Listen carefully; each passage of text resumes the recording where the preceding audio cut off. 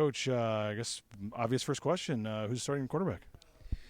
We don't have it. We don't have to play any games today, but Maddox Matson's number one on the depth chart, followed by Malachi Nelson, and I think it's a lot bigger deal to everybody else than it is to us right now.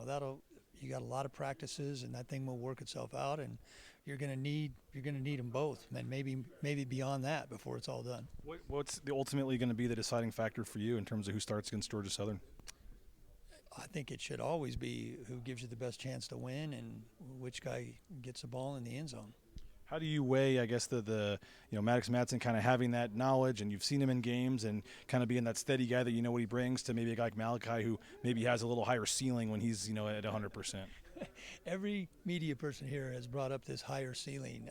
Like, what is a higher ceiling? I mean, that's why we have all those practices. I mean, that's why we go through all these scenarios, and that's why we have 2-minute periods and call it periods and red zone periods and short yardage periods. Like, a high ceiling, you could say that for guys at every position. Are you going to go out there and play all the guys with a high ceiling, or are you going to play the guys that give you the best chance to win? And that's why we practice. Blame the recruiting guys that gave him 5 stars. I mean, come on. You would never catch me saying that those guys know what they're talking about either. With Malachi, though, from practice. Wait, let's go back up on that. So right. Is that saying, is Ashton Genty a 3-star player then? Obviously not. Well, I think the five stars obviously is why there's a lot of hype around Malachi. Would you admit to that, or? I don't know anything about that because I'm not into that, but there should be a lot of hype around that 3-star running back. Oh, no doubt. With what you saw in spring from Malachi and from practice 1 to practice 15, my untrained eyes, he looked like he got a lot better, a lot more comfortable. Where did you see him improve the most, and how does he build off his finish? Well, he definitely improved the most just on he was the only new guy learning all new terminology. And as somebody who was doing that alongside of him, I know that's not easy. So that's where he improved the most. And he's worked to continue that over the summer.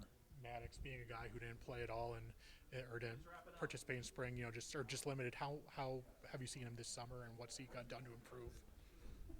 Well, the main thing is he's gotten healthy. He's gotten where he can do everything on that knee. He's fully cleared to be in 11-on-11 football. And Mad Dog, when he played last year, he played pretty well. I mean, he did a good job when he got his chances. I think everybody thought there was going to be a big drop off and from Talon, and there certainly wasn't. I mean, Maddox ended up getting ahead of him there at some point.